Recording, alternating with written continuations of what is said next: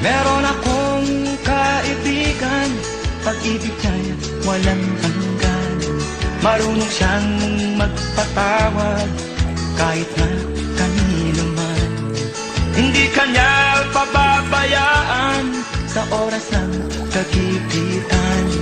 Kung siya'y iyong tatawagan, naroon siya kahit saan. Sa puso ko'y kumakatok, di siya pinabuksan. Pag di na makaya, siya ang tatawagan.